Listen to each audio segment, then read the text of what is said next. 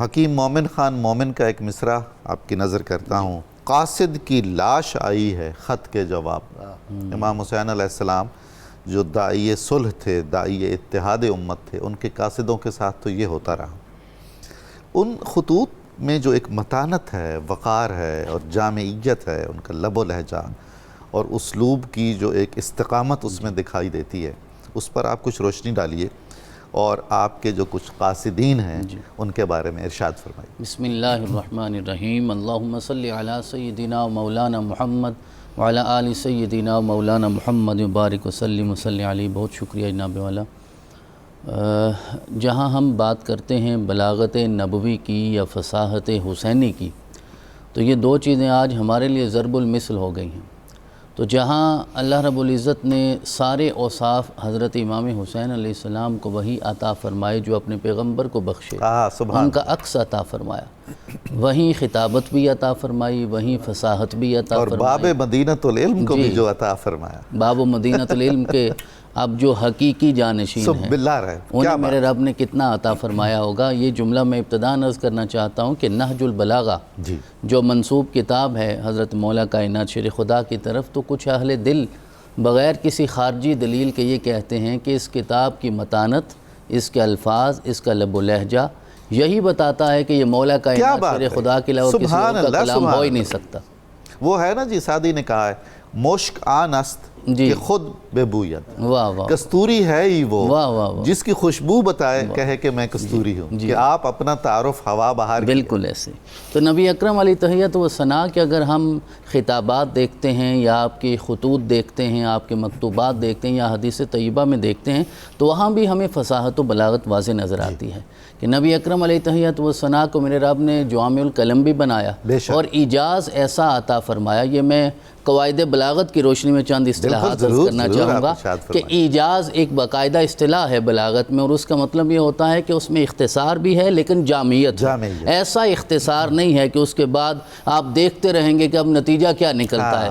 مثلا آقا نے ارشاد فرمایا الدین النصیحہ، دو لفظ ہیں سارا دین بیان ہو گیا. اسی طرح آقا کریم نے یہ بھی ارشاد فرمایا المرء مع من احب یوم القیامہ. اب اس میں قیامت تک کے سارے مسئلے آقا نے حل کر دیے ہیں. آج بھی لوگ ظاہر ہے درد مند بے چین تو ہوتے ہیں، لیکن آقا نے فرمایا جس کے ساتھ بھی جو محبت کرے گا اس کا حشر اس کے ساتھ ہوگا. لہذا محرم کا پیغام تو یہی ہے، جو حسین پاک کے ساتھ محبت کرے گا ان کا حشر ان کے ساتھ ہوگا. اور جو یزید کے طرفدار یا حبدار ہیں تو رسول اللہ نے فتویٰ یہ دے دیا ہے کہ وہ وہاں جائیں گے. تو لہذا دیگر دلائل دینے یا جذبات کا اظہار کرنے یا ناراض ہونے کی بجائے ہمیں رسول اکرم کی اس حدیث مبارکہ کو پیش نظر رکھنا چاہیے. بہت عمدہ بات. تو آقا کریم نے ایجاز کے ساتھ سارے مسئلے حل فرما دیے. پھر رسول اکرم کے خطابات میں، آپ کے خطوط میں اور آپ کے مکتوبات میں ہمیں تشبیہ و تمثیل بھی بے شمار نظر آتی ہے. آقا کریم نے ارشاد فرمایا مثل اہل بیتی کسفینۃ نوح، سارے مسئلے حل ہو گئے. آپ نے فرمایا میرے اہل بیت کی مثال ایسے ہے جیسے نوح علیہ السلام کی کشتی کی ہے، جو سوار ہو گیا وہ نجات پا گیا، جو پیچھے رہ گیا وہ غرق ہو گیا. تو یہی تشبیہ و تمثیل ہے، یہ ایجاز ہے. رسول اکرم علیہ تحیت و ثنا ہمیشہ دعائیہ الفاظ کے ساتھ اپنے خطوط کا آغاز بھی فرماتے تھے اور اختتام بھی فرمایا کرتے تھے. اب انہی چیزوں کو پیش نظر رکھتے ہوئے رسول اکرم نے ارشاد فرمایا کہ حسین مجھ سے ہے اور میں حسین سے ہوں. اب اس حسین کو میرے رب نے کتنی فصاحت و بلاغت عطا فرمائی ہوگی، اور ہمارا مسئلہ آسان کر دیا قبلہ پیر صاحب نے، اور اشارہ کیا حضرت محمد بن حنفیہ کو جو خط لکھا ہے حضرت امام حسین علیہ السلام نے، ان جملوں سے فصاحت و بلاغت، وقار، متانت سب کچھ واضح ہوتا ہے. آپ نے لکھا انی لم اخرج عاشرن ولا باطرن ولا مفسدن ولا ظالما، کہ میں اس لیے نہیں نکل رہا کہ میں کو فتنہ انگیزی کروں گا، میں شر پھیلاؤں گا، نہ میں غرور اور گھمنڈ میں نکل رہا ہوں، نہ فساد پھیلانے کے لیے جا رہا ہوں، نہ ظلم کرنے کے لیے جا رہا ہوں. اب یہ چار الفاظ جو ہیں اس سے زیادہ سجا اور توازن کی ہمیں کوئی مثال نہیں ملتی.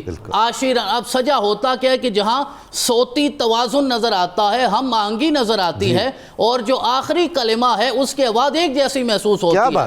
اب یہ کربلا کی طرف جانے والے خطوط ہیں، یہ جنگ کی کیفیت میں لکھے گئے خطوط ہیں. اگر وہاں فصاحت و بلاغت ایسے ہے، بلکہ یہ تو وہ گھر ہے، یہ تو جنگ لڑتے ہوئے فصاحت و بلاغت کی کمال کر رہے ہیں. کبھی وقت آیا تو حضرت غازی عباس کا جب ایک بازو کٹا تو آپ نے شعر پڑھا، ہائے، دوسرا بازو کٹا تو شعر پڑھا، کمال ہے۔ اس کیفیت میں بھی اشعار ہیں، فصاحت ہے، بلاغت ہے۔ تو عاشرن، مفسدن، ظالمن، باطرن، یہ بلاغت کی روشنی میں سجا اور توازن کی بہترین مثال ہمیں نظر آتی ہے۔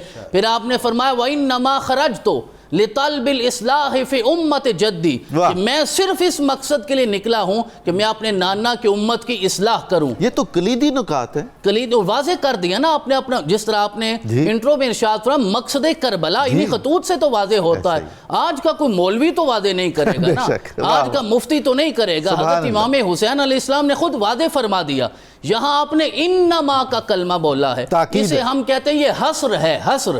اس کا مطلب یہ ہے کہ صرف اسی ایک مقصد کے لیے نکلا، اور وہی حصر آیا انما یرید اللہ لیذہب عنکم الرجس۔ تو یہ حصر بھی قواعد بلاغت میں سے ہے۔ پھر آپ نے ارشاد فرمایا کہ میں اصلاح کرنے کے لیے نکلا ہوں، اور وہی جملے کہ ارید ان آمر بالمعروف وانہی عن المنکر واسیر بصیرت جدی وابی علی ابن ابی طالب۔ آپ نے فرمایا میں نکلا ہوں امر بالمعروف کرنے کے لیے، نہی عن المنکر کے لیے، اور میں سیرت پہ عمل کرنا چاہتا ہوں اپنے نانا پاک کی اور اپنے بابا مولا علی کی۔ تو جہاں ہمیں سجا نظر آتی ہے، توازن نظر آتا ہے، صوتی ہم آہنگی نظر آتی ہے، وہیں ہمیں تشبیہ و تمثیل بھی نظر آتی ہے، اور پھر بلاغت کی روشنی میں ایک قاعدہ ہوتا ہے تضاد کا، اور وہ جامعیت کے لیے ہوتا ہے اور معنویت کا زیادہ اظہار کرنے کے لیے ہوتا ہے۔ یہاں آپ نے مفسد بھی کہا، مصلح بھی کہا، ظالم بھی کہا، عادل بھی کہا، معروف بھی کہا، منکر بھی کہا، نہی بھی کہا، امر بھی کہا، اور آخر میں آپ نے بتایا کہ میں صرف اور صرف اپنے نانا پاک اور اپنے بابا کی سیرت پہ عمل کرنے کے لیے نکلا ہوں۔ اور قاصدین کے نام آپ نے بتا دیے، میں بھی برکت کے لیے صرف پڑھ دیتا ہوں۔ قیس بن مسہر سیداوی ہیں، عبداللہ بن یقتر ہیں، ہانی بن ہانی ہیں، اور بہت بڑا نام حضرت سلیمان بن سرد خزائی کا ہے۔ ان لوگوں نے پیغام حضرت امام حسین علیہ السلام کا ہم تک پہنچایا۔ اللہ تعالیٰ آپ کو سلامت رکھے۔